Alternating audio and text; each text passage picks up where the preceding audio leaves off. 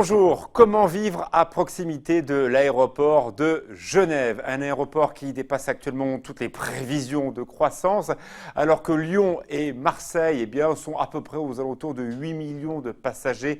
Genève a dépassé le cap des 16 millions de passagers et on parle même de prévisions de croissance absolument extraordinaires. Bien sûr, pour les stations françaises, 30% des personnes viennent de France pour prendre l'avion et c'est pareil dans l'autre sens. Évidemment, ça pose quelques petits problèmes de nuisances sonores, notamment autour de cette piste unique 0523. Pourquoi? Parce qu'il n'y a qu'une seule piste, donc grande, qui permet aux avions d'atterrir. Et comme il n'y a qu'une seule piste, il faut jouer sur les mouvements, ce qui peut parfois faire des départs matinaux et des arrivées tardives, ce qui peut poser aussi des problèmes. Alors, je me retourne vers tous nos invités. Je vais surtout vous laisser la parole. C'est à vous de nous expliquer quel problème. D'abord, Monsieur Georges Rieser, président de l'AFRAG. Est-ce qu'il y a un problème à l'aéroport de Genève? Écoutez, notre association existe depuis 1999. Pour la bonne raison que déjà à l'époque, les avions gênaient. Ça continue et ça a augmenté encore plus la gêne parce que le trafic, naturellement, il a plus que doublé depuis cette époque. Le nombre de passagers à l'époque était de 7 millions, on en est à 16, etc. Et le problème est le même. Nous, on n'aime pas être survolé à l'atterrissage. De même, on n'aime pas être survolé au décollage. Ce qui est compliqué pour un aéroport. Il est obligé. Sauf qu'on se trouve à 25 km de la piste. Donc, on estime que, comme entre la côte suisse et la côte française du lac, il y a 4,5 km, que ça aurait été simple comme tout de faire passer les avions à l'atterrissage comme au décollage au milieu du lac.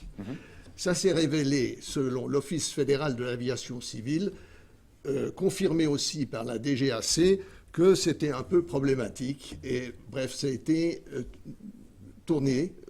On est monté jusqu'au tribunal administratif fédéral. Ce débat a eu lieu aussi autour de l'aéroport de Nice, avec une approche compliquée pour les pilotes. Il faut le rappeler, mais on ne peut pas ne pas dire. Je donne la parole évidemment au directeur de l'aéroport de Genève, Monsieur André Schneider. Merci d'être avec nous. Les Suisses sont plutôt très rigoureux dans cette approche de l'aéroport de Genève et fait quand même complètement attention, notamment au respect des horaires nocturnes. D'abord, alors, on a un respect total des horaires nocturnes.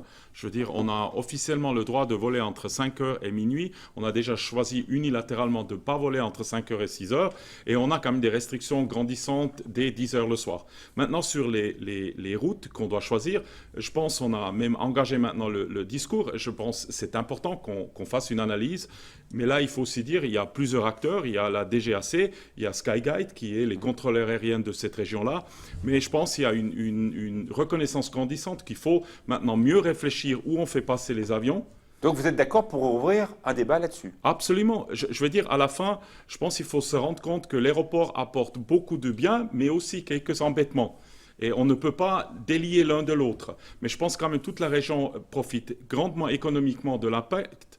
On génère quand même à peu près 7,2 milliards de francs suisses, à peu près la même chose, légèrement moins en euros pour la région. Et je pense qu'il faut trouver maintenant le bon équilibre entre le fait qu'on est nécessaire pour le développement économique de la région. Et il y a beaucoup d'entreprises qui viennent ici parce qu'il y a l'aéroport et le fait comment on gère au mieux les nuisances. Ceux qui habitent autour. On a la chance d'avoir des élus qui sont avec nous. Je vais vous présenter dans quelques instants le reportage de Pauline Courceau sur ces nuisances, évidemment dues aux avions, à ces mouvements de décollage et d'atterrissage. 25 millions de passagers en 2030, c'est l'objectif de l'aéroport de Genève. En Europe, aucun autre aéroport ne connaît un tel taux de croissance. Pourtant, il n'est pour le moment pas question de construire une deuxième piste. Seule solution pour contenter les passagers, l'extension de la plage horaire des vols. Une situation inenvisageable pour les riverains. Avec le développement, il y a beaucoup de nuisances et beaucoup de pertes de valeur pour les gens qui ont des habitations dans les zones sinistrées. J'entends les avions le matin à partir de 6 heures et je les entends le soir jusqu'à 11h30, minuit ou même parfois après. Du côté de l'aéroport, on assure entretenir un dialogue constant avec les riverains sur ces nuisances sonores. Autre problématique, l'impact sur l'environnement. L'aéroport de Genève est un des pionniers dans ce domaine. Nous avons mis en place des techniques, des stratégies pour essayer de limiter au mieux notre impact sur l'environnement, de limiter notamment les nuisances sonores. Nous insonorisons des appartements dans le périmètre autour de l'aéroport. Maintenant, ne le nions pas, nous restons une plateforme industrielle qui génère des nuisances, dont du bruit. Et bien sûr que nous sommes dans cet univers urbain que j'ai décrit qui rend la chose un peu difficile. Mais encore une fois, nous sommes au cœur d'un segment et dans une industrie qui est sans doute celle qui fait le plus de recherche et développement pour limiter cet impact sur l'environnement. Les effets du franc fort semblent par ailleurs clairement privilégier les destinations de la zone euro, à l'instar de l'Italie, de l'Espagne, du Portugal et surtout de la Grèce. Aujourd'hui, l'aéroport de Genève, c'est 139 destinations à travers le monde. Reportage de Pauline Courceau. Avec nous, le maire de Ferney-Voltaire. Merci d'être avec nous, Daniel Raffos. Quand on lit, quand on regarde TripAdvisor avec les nombreux hôtels que vous avez à proximité, on sent bien que cet aéroport, quand même, il fait du bien à votre commune, parce qu'on est nombreux les uns et les autres à transiter par votre commune pour dormir quand on a un vol tôt. J'imagine qu'il y a aussi des nuisances. C'est vivable ou pas de vivre dans votre commune? Alors bien entendu, c'est vivable, mais comme on l'a dit, il y a des retombées positives, et ça, on ne va pas le nier, et l'aéroport de Genève est un atout pour notre territoire, mais il y a aussi des retombées négatives.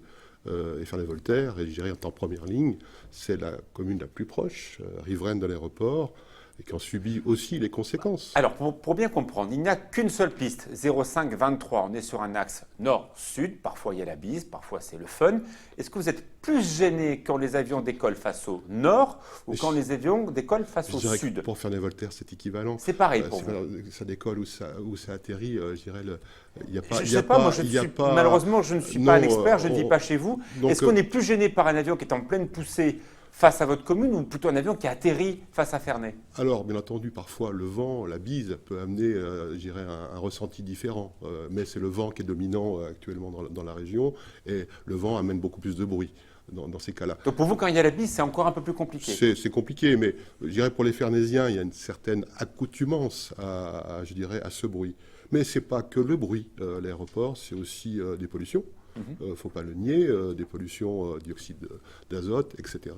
Et c'est cela qu'il faut aussi On va poser la question dans la à votre consoeur qui est également élue. Merci beaucoup, Marie-Père Berthier, maire de Nernier. Oui. On a parlé d'ailleurs dans la presse il y a quelques jours, alors ça n'a rien à voir avec l'activité réellement d'aéroport, mais c'est vrai que lorsqu'il y a un aéroport, il y a forcément une route aérienne. Il y a eu ces délestages dont on a beaucoup parlé dans la presse, c'est un avion qui tout d'un coup lâche des tonnes de kérosène dans l'atmosphère. On nous dit qu'il n'y a aucune retombée sur le territoire parce que ça se passe à très haute altitude, mais c'est vrai que ça se passe toujours sur les routes aériennes qui, elles, sont toujours en approche d'aéroports. Bon, il y a comme des nuisances autour des aéroports, on ne peut pas l'enlever. Oui, bien sûr, parce que alors, nous ne sommes pas évidemment dans la zone proche, la zone aéroportuaire proche. C'est une deuxième zone. Voilà, c'est une deuxième zone, mais sur tout le territoire français qui part de Thonon-les-Bains jusqu'à la frontière suisse, c'est une zone qui est maintenant impactée. Ce qu'elle n'était pas il y a une dizaine ou une quinzaine d'années. Pourquoi? Parce que, écoutez, a priori, on pense que c'est le cadencement qui est beaucoup plus important et qui, notamment, ne permet plus aux avions de se mettre en file indienne au milieu du lac, comme c'était le cas avant. Alors, pour bien comprendre, je me retourne vers vous, André Schneider. Dans les mouvements, c'est pareil pour le train, vous acceptez de serrer jusqu'à combien de mouvements par jour, au maximum? Disons, en fin de compte, ce n'est pas nous qui décidons ça. Ça, c'est le contrôleur aérien. Et il y a des règles précises européennes qui sont mesurées dans le temps entre deux avions et qui, finalement, donnent des distances différenciées parce que suivant si l'avion est plus vite ou pas, il y a plus ou moins de distances. C'est autour de la minute, 1 minute 30, c'est ça à peu près par avion? C'est moins que ça, 1 minute? Ça dépend des moments. On a des vagues où il y a pas mal d'avions qui partent et après, il y a des longues phases où il y a beaucoup moins d'avions. Je veux dire, mais je dirais aujourd'hui, on est probablement dans les, je pense, 2 minutes entre deux avions. Officiellement, ça, c'est la règle ça me paraît imposée. Un peu long, ça. Ouais. Non. Après, il y a des moments où c'est beaucoup plus réduit. Hein. Après, c'est vrai que si vous avez plusieurs avions qui doivent attendre, il peut quand même avoir des... Mais sur la piste, on ne peut pas accueillir les avions plus vite. D'accord. Alors, je pose la question donc, à ce que vous disiez à l'instant. Vous êtes gêné alors qu'avant, vous ne l'étiez pas. Vous avez une explication? Écoutez, on l'a demandé évidemment parce que nous avons fait une réunion importante. Est-ce qu'on vous a répondu alors? Non, pas vraiment, mais on nous a proposé des solutions. D'accord. Par exemple? Par exemple, c'est de revoir le fameux point de ralliement des avions. Vous savez, les avions doivent passer par un point. Par des bornes précises, la borne Morges qui s'appelle le point pétale et qui est justement en face de ma commune notamment. C'est le point de Morges. c'est le point pétale, ça s'appelle. Voilà. Et ce point a été déplacé il y a quelques années. D'accord. Justement en direction Et ça, de vous la l'avez côte vraiment française. vu. Quand la route a été changée, Ah vous bah avez oui. eu des nuisances que vous n'aviez pas eues auparavant. Absolument. Et donc, ce point pourrait de nouveau être déplacé de façon à ce que le point de ralliement soit plus haut sur le haut lac et qu'à ce moment-là, les avions prennent une route qui soit moins proche de la zone française. Parce que ça, c'est quand même dommage de voir une zone totalement inhabitée à quelques centaines de mètres et de voir qu'au fond, les avions tournent de manière anarchique. Hein. Je crois que ça a été dit d'ailleurs, parce que le point pétale n'est jamais respecté, hein, ou pratiquement peu. Donc, Finalement, entre c'est vous deux, il y a à peu anarchique. près la même position. Réouvrir la question des routes d'accès à cet aéroport, notamment pour la phase de l'atterrissage, et essayer de trouver un endroit qui soit moins impactant que la route que prennent les avions actuels. Bon, on les voit, hein, ces routes, on voit bien donc les différentes... La réalité, Oui. elle est là-bas. Alors, expliquez-nous. Allez-y, je vous laisse prendre En le... réalité, le point noir qui est sur la région de Nernier-Ivoire, c'est le fameux point pétale. D'accord. Qui Où devrait suivre normalement. Et puis, ce trait noir, c'est l'ILS, là où les avions suivent cette ligne aux instruments. D'accord. Et ils doivent être alignés déjà à ce point pétale. D'accord. Déjà sur ce graphique, vous voyez qu'il y en a plusieurs qui ne le sont pas Ouais, je suis encore d'accord. alignés et que toute la courbe, en fait, se passe sur la région de la presqu'île du Bas-Chablais. Et vous nous dites que ça, c'est la réalité. Donc, C'est en la clair- réalité. Non, mais attendez, alors, moi, je tombe des nues. On me dit que les commandants sont très réglo à suivre des règles. Nous, quand on conduit des voitures, je ne vous dis pas, si on dépasse de 3 km/h, qu'on arrive à la douane de Bardonnay, on se fait prendre des amendes incroyables. Là, personne ne respecte la route et tout va bien. Alors, théoriquement, ils ne doivent pas le faire. Théoriquement, ils sont amendables ou punissables. Mais comme ça se passe tous les jours, ça m'étonnerait qu'il y ait autant de commandants de bord qui soient condamnés, etc. Et ce que Mme Berthier Je ne demande... sais pas vous, mais moi, je tombe des nues. Parce Non, que mais attends, entre attendez, ça là, et ça... là, il y a quand même une clarification. Expliquez-nous, à faire. expliquez-nous. Il y a le point de pétale qui est le moment où il faut rentrer sur la piste de l'ILS. Oui. Ok. Et alors, oui, il y en a un certain nombre d'avions qui rentrent un peu plus tard, mais quand même, ça fait, bon, j'ai de la peine à juger la distance. Et c'est évident que là, maintenant, il faut être plus précis et plus contrôlant, mais il faut quand même dire, avant ce point pétale, les arrivées sont ouvertes, parce que il faut quand même dire, les avions ne viennent pas tous du même Valais, endroit, bien mais sûr, ils viennent de la, Du Mont Blanc, plutôt du souvent. nord, Et du Mont Blanc, souvent. du nord ou du sud, ou même ils reviennent suivant, parce que s'ils viennent par exemple de l'ouest, ils doivent faire le tour si on a l'approche par ce côté-là. Mais c'est vrai, et d'ailleurs la discussion a eu lieu, et Skyguide était là, et on a clairement dit, on va essayer de voir qu'est-ce qu'on peut faire pour améliorer ça.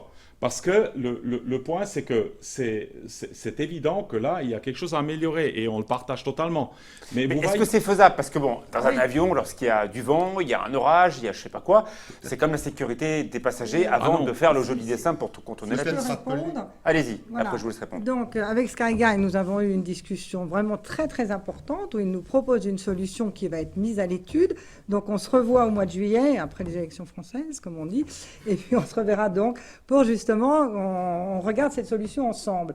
Et cette solution, ensuite, elle mettra 1 an à peu près à être mise en Il faut œuvre. après Parce l'expérimenter. que c'est long. Voilà. D'accord. Tout ça, Je ça vous ne se laisse fait répondre, pas. Daniel Raffos. La difficulté, je suis aux commissions trajectoire, on voit aussi c'est la sécurité.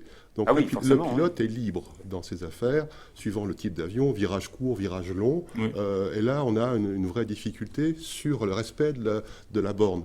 Mais c'est une partie de la difficulté. Si on reprend l'autre côté de la piste, là vous avez le survol du Pagex avec une trajectoire qui s'appelle Conil et qui a vu une évolution du survol de Pagex qui est grandissime. Et donc vous êtes arrivé là à Là, canaliser un peu mieux les choses. Pas du tout. Pas du Là, tout. là, on a aussi une évolution parce que l'aéroport. Alors avec- si je comprends bien, avec quel son que soit le point... Là, on a parlé de 2 points différents. Oui.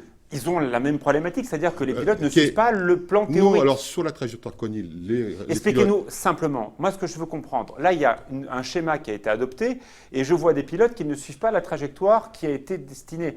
J'ai du mal à comprendre. Alors, le pilote doit respecter la trajectoire, il est guidé Ou par alors, on l'aéroport, change- par on change de Skyguide, système, mais suivant les circonstances, suivant le vent, la vitesse, etc., c'est d'abord la sécurité, c'est ce qui est mis en avant, c'est ce qui est expliqué. Donc, à par, vous écouter les uns les autres, vous êtes tous d'accord pour dire qu'il faut revoir ça et peut-être Oui. même changer le schéma s'il n'est pas possible, il ne met pas les avions en sécurité, mais il faut arriver à un schéma qui Oui. soit respecté. Vous êtes d'accord? Tout à fait, mais il faut quand même garder en tête qu'il faut aussi qu'on assure que la sécurité est là, mais c'est clair, dans toutes les limites, on va faire ça, et on va toujours avoir quelques exceptions, parce que Oui, si ça, là, vous l'avion vous rendez a un compte, là, problème... c'est pas du tout l'exception, là. Non, mais il n'y a pas un attendez, trait qui est dans le Oui, même mais système. attendez, je vous fais juste remarquer, c'est le point noir là que vous voyez qui est le point d'entrée. Tout ce qui est après, oui, là, il y a des divergences, mais il y en a déjà beaucoup moins qu'avant. Avant, c'est la... Ah bon, vous me rassurez? Non, non, mais... C'est encore pire non, mais- avant. Non, mais il y a plus d'avions. Il y a Je plus voudrais quand d'avions. même préciser Oui, quelque ok. chose. Donc il y a plus Le d'exceptions. schéma de gauche Oui, montre la situation théorique, l'ILS. oui, Et ce que vous voyez entre Genève et Saint-Pré, c'est la phase finale. oui. Avant la phase finale, vous avez une phase intermédiaire et une phase initiale. Oui, je comprends bien. Cette phase finale, c'est la plus longue au monde, à part la navette spatiale. Alors, on va revenir à des choses quand même plus concrètes. Excusez-moi de revenir un peu au sol.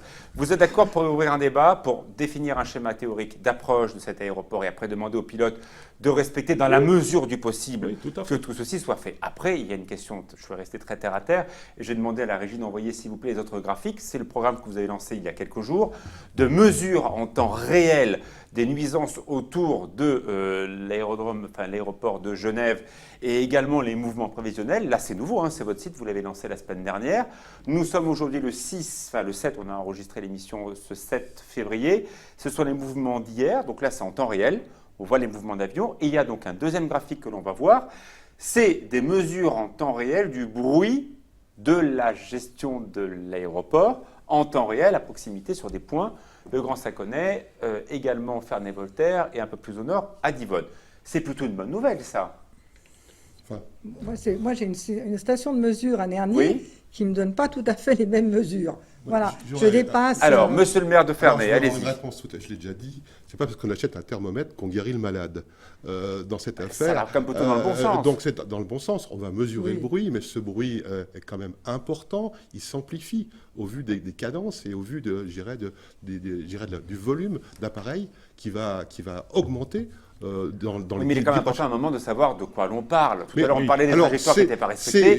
Là, il faut ces quand même partir de ces quelque chose de précis. ces micros fonctionnaient déjà avec l'aéroport. Oui. On a un changement de micro, mais on a un volume de bruit qui est conséquent. C'est conséquent. Bon, Tout à fait, mais là, j'aimerais juste ajouter quelque chose. Allez-y. On parle beaucoup de croissance André Schneider, faramineuse. directeur d'aéroport. Aussi dans le reportage, il faut quand même dire que la croissance de Genève, c'est à peu près à la moyenne des 100 aéroports de l'Europe, les plus importants. Et deuxièmement, il faut quand même savoir, on voit une nouvelle évolution parce que d'abord, on a une croissance, parce qu'on parle toujours des passagers. C'est vrai, cette année, on a une croissance de 4,8%, mais la croissance des mouvements d'avions, qui est quand même ça qui fait les bruits, c'était 0,58%. C'est-à-dire beaucoup plus bas. Alors, il y voit a plusieurs une vraie... pistes quand même qu'on va essayer d'élaborer ensemble. Non, mais laissez-moi juste finir. Allez-y, je vais Et terminer. ça veut dire que quelque part, on n'a plus une corrélation claire entre l'augmentation des passagers et le bruit qu'on génère. Et deuxièmement, il faut quand même savoir, et Genève est plutôt à la pointe, on va cet été une arrivée de plusieurs nouveaux types d'avions qui vont quand même reprendre pour EasyJet, qui représente quand même un pourcentage important de nos vols, pour Suisse, qui est majorité. le deuxième, Quasiment. 41%. Ouais. C'est pas la majorité. Ouais, enfin, on n'est pas très loin. On va pour les vols de Suisse qui représentent 15%, qui vont venir avec des nouveaux avions qui réduisent en moyenne de 25% le bruit, mais aussi les émissions CO2. Et on va aussi d'autres compagnies Alors, qui il y sont a en train plusieurs de pistes venir qu'on va avec essayer ça. de voir. Un, c'est évidemment l'aviation d'affaires. Nous enregistrons l'émission depuis les nouveaux sièges de 8 Mont-Blanc. Nous sommes à côté d'un aérodrome qui marche bien avec de l'aviation d'affaires. Est-ce qu'il n'y aurait pas une solution de délester une partie de cette aviation d'affaires de Genève vers Annecy, ce qui permettrait d'avoir quand même potentiellement moins de mouvements? Vous en pensez quoi les uns les autres? Je pense que... J'ai l'impression que je suis un angélique dans l'histoire. donc- Oui, un avion d'affaires, en principe, c'est des hommes d'affaires qui rapportent pas mal de rentrées fiscales. Un avion Donc vous d'EasyJet, n'y croyez pas. ça rapporte pas mal Donc, d'argent. pour vous n'y croyez pas qu'il y ait un transfert de... Pourtant, les élus Non. de Haute-Savoie sont tous d'accord sur l'idée. Un avion d'EasyJet rapporte pas grand-chose fiscalement.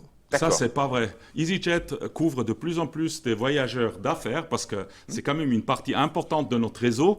Et il faut aussi un peu maintenant revenir. C'est vrai, EasyJet a le nom d'un low cost, mais il a de plus en plus d'offres d'affaires et autres, et ça fait partie importante du réseau qu'on a, et qui est aussi justement important pour les voyageurs d'affaires, qui justement ont un impact important. Ces petits avions que l'on voit sur la piste en herbe qui est à côté de la 0523, est-ce qu'il ne serait pas plus logique de les mettre sur un autre terrain d'aviation comme Annecy, qui fait 1,7 km? D'abord, on va fermer la piste en herbe, on l'a annoncé fin de l'année. Donc ces petits avions, qu'est-ce qu'ils ont à faire sur la 0523 lorsqu'ils pourraient atterrir à Annecy sans problème? Mais on soutient les gens quand ils... Parce que c'est vrai, sur un grand aéroport, de s'insérer dans l'autre trafic, c'est pas évident. Et on soutient les propriétaires de petits avions d'aller ailleurs. Maintenant, une partie du trafic d'affaires va quand même rester à Genève, parce que c'est des gens qui veulent venir à Genève et pas faire un détour. Alors ça, il faut s'y reconnaître. Bon, deuxième chose, la synergie avec l'aéroport de Lyon-Saint-Exupéry, qui est aujourd'hui... Il y a 2 pistes à Lyon qui font 2,6 km et 3 km, qui pourraient être compatibles sur certaines destination avec Genève. On en a beaucoup entendu parler, là on en parle un petit peu moins. C'est une vue de l'esprit ou ça pourrait le faire un jour? Je pense que ça pourrait être fondamentalement une très bonne idée. Mais le vrai défaut qu'on a aujourd'hui, c'est... 140 km entre les deux terrains d'aviation. Les 144 km, c'est pas grave. C'est le fait qu'aujourd'hui, on a soit un train qui met plus que 2 heures, ou on a la route. On est d'accord. Je veux dire, le jour où on pourrait développer un système de connexion d'une certaine vitesse, je pense que ça pourrait être une vraie bonne idée. Mais jusqu'à ce que ça arrive, et en tant que Suisse, je dois dire, on a peu de contrôle si ça arrive ou pas, c'est pas dans nos mains, c'est quelque part, c'est un défi. Alors, mais c'est vrai que, et on le voit dans d'autres régions qui sont mieux, comme on dit, irriguées pour les transports publics entre les différents aéroports, on peut voir un partage. Alors, troisième piste d'amélioration, c'est ce trafic nocturne. La journée, je vous écoute les uns les autres, bon, il y a des nuisances, il y a des mouvements, c'est normal, mais comment on peut arranger la situation des gens qui ont du mal à dormir parce qu'ils vivent à proximité de l'aéroport? Vous répondez, monsieur le maire, de Fernet? Déjà, de limiter, je dirais, le nombre de mouvements à certaines périodes, c'est une demande des collectivités locales que nous portons, comme une Suisse et comme une Française. Alors, on voit actuellement l'évolution des mouvements nocturnes. Bon, on voit bien que ça a progressé. Vous êtes tous d'accord avec ce graphique? Oui, tout à fait. Ok, donc qu'est-ce qu'il faut faire pour arranger les choses? Être plus ferme, dresser des amendes, qu'est-ce qu'il faut faire? Il faut être plus ferme. Même l'Organisation de l'aviation civile internationale recommande qu'il faut diminuer, voire réduire ou stabiliser les nuisances et le bruit nocturne. L'OMS exige 8 heures de sommeil pour des adultes, les enfants encore plus. On ne les a pas à Genève. Recommande en plus que c'est impossible de dormir sur l'oreiller s'il y a un bruit de plus de 40 décibels. Les riverains ont largement au-dessus de ce bruit-là. Ils ont combien dans leur maison? On parle souvent d'un seuil symbolique de 90 décibels. Un avion qui décolle, c'est facilement 70-75 décibels. Un avion qui atterrit... Qu'on entend depuis la maison? Depuis la maison. Il faut vraiment qu'il y ait un triple vitrage comme ils ont à l'aéroport pour qu'on n'entende plus rien. Mais ce n'est pas le cas de la majorité des bâtiments. C'est une nuisance, une gêne qui a des conséquences sur la santé considérables. Alors, vous qui êtes en deuxième couronne par rapport à cet aéroport, il y a des nuisances, mais elles sont incomparables avec celles que vivent ceux qui sont à la limite du terrain. Vous vous demandez quoi, à part de changer la route d'approche? Écoutez, déjà, si on arrive à modifier la trajectoire, je crois que ça sera déjà un grand pas en avant. Revenir comme avant? C'est-à-dire revenir par une trajectoire, effectivement, qui soit au plus au nord, si vous voulez, par rapport à nous, et à ce moment-là, qui va sur le lac. Et qui permettrait on aura réglé tous les problèmes de la Haute-Savoie, bien que ce ne soit pas les mêmes, effectivement, que les problèmes de l'Ain et de la zone proche de l'aéroport. Mais nous en sommes solidaires, bien entendu. Alors, on en convient avec l'aéroport, c'est aussi le type d'avion. On voit qu'il y a des catégories d'avions qu'il va falloir écarter. On a commencé à écarter. Oui, enfin, attendez, il y a quand même une autre solution aussi, c'est l'attractivité de la zone. On a vu le Conseil d'État il y a quelques jours et les cantons ont dit, écoutez, dans la mesure du possible, essayez de multiplier les mouvements de vols long courriers, parce que ça permet aussi d'accroître clairement la prestance de Genève, et essayer de délester des vols dont vous n'avez pas besoin sur d'autres destinations. Je peux le comprendre d'ailleurs, cette décision politique. D'abord, ce n'est pas vraiment cette décision, mais ce qu'on a... Ça a été clairement émis la semaine dernière, ça a été dit. Cette envie. Oui, mais je veux dire, il faut quand même savoir, en ce moment, l'aéroport et surtout le canton est en train de négocier avec la Confédération un plan qui s'appelle le plan sectoriel d'infrastructures aéroportuaires, qui va nous amener des courbes de bruit délimitant. C'est-à-dire, on va devoir s'engager de rester dans un certain, je dirais, budget de bruit. Et ça, on va naturellement, activement utiliser pour améliorer la situation. Deuxièmement, il faut quand même dire, aujourd'hui, nous acceptons a priori pas de décollage après 10 heures, on fait une analyse supplémentaire. Et c'est vrai. Et deuxièmement, on va probablement introduire une limitation du type d'avion qui pourrait atterrir après une certaine heure pour justement emmener que des avions qui ont un comportement meilleur. Et comme ça, on fait un peu un soutien mutuel entre ce que les riverains attendent, c'est-à-dire qu'on maintient le En tout cas, on vous sent plein de bonnes intentions. On aimerait bien avoir des choses concrètes, mais on sent que vous avez envie d'arranger les choses. Je suis là depuis 5 mois, on a déjà commencé avec pas mal de choses, on va continuer, mais il faut aussi dire, il faut quand même aussi clairement dire, comme c'est un élément important aussi pour l'économie française autour et suisse, moi, je suis intéressé de trouver des solutions qui trouvent l'équilibre. Parce qu'il n'est pas concevable non plus qu'on doit abandonner notre positionnement. Je suis tout à fait prêt à en discuter la croissance. D'ailleurs, les 25 millions, ce n'est pas un objectif. C'est une prévision parce qu'on nous... C'est pas la même chose. Ah oui. Je veux dire, moi, je ne vais pas être payé mieux parce que j'ai atteint, bon, je ne serai plus là en 2030, mais néanmoins, si j'aurais atteint en 2030 25 millions, c'est pas... Enfin, c'est votre business de développer cet aéroport. Non, notre business, c'est de le développer qualitativement. Pour moi, le chiffre quantitatif, dans une certaine mesure, on veut une certaine évolution parce qu'on veut pouvoir continuer d'être un soutien pour l'économie de la région. Mais pas n'importe comment. Mais pas n'importe comment, justement. Allez, la mot de la fin aux élus. Peut-être on a presque terminé. Dire que moi, je porte aussi la parole française. Alors oui, au développement de l'aéroport, mais il faut rappeler que l'aéroport est un aéroport suisse, avec des règles suisses. Comment est pris en compte la partie française? Et là, je soutiens la démarche du préfet de l'Ain et du sous-préfet d'une commission transfrontalière réelle, où on parle de choses réelles, parce qu'actuellement, on n'a pas ce vrai dialogue, si ce n'est que par des commissions ad hoc qui ne servent pas à grand-chose. Moi, je souhaite cette mise en place de cette commission pour aborder les sujets au Savoyard comme de l'Ain avec les autorités genevoises, parce que l'aéroport et les autorités genevoises, pour aboutir à des vrais sujets et des... Je rappelle que c'est un des rares aéroports au monde où il y a un secteur français. Il faut rappeler à nos amis suisses que pour décoller ou atterrir, ils passent par la France. Absolument. Genève est un aéroport urbain. Et qu'à la limite, si je ne dis pas de bêtises, à la limite de la piste à droite, on est en France. Alors, c'est un aéroport urbain avec des règles urbaines qu'il va falloir prendre en compte pour nos amis suisses. Écoutez, moi je vous trouve tous plutôt en bonne forme et surtout voulant discuter ensemble, y compris vous. Donc, vous nous tiendrez au courant les uns les autres si ça va mieux, j'espère en tout cas. On verra ça. En tout cas, cet aéroport se porte bien. C'est plutôt une bonne nouvelle. Existe. Pour une fois qu'il y a un truc qui marche. On a terminé. Il y a encore un tas de choses à dire. Ah ben oui, mais vous reviendrez. On fera un tour dans Débattez-vous. Nous aimons l'aéroport. Oui. Ah ben voilà, regardez les gens positifs. À très bientôt pour un prochain Débattez-vous. Oui, Merci.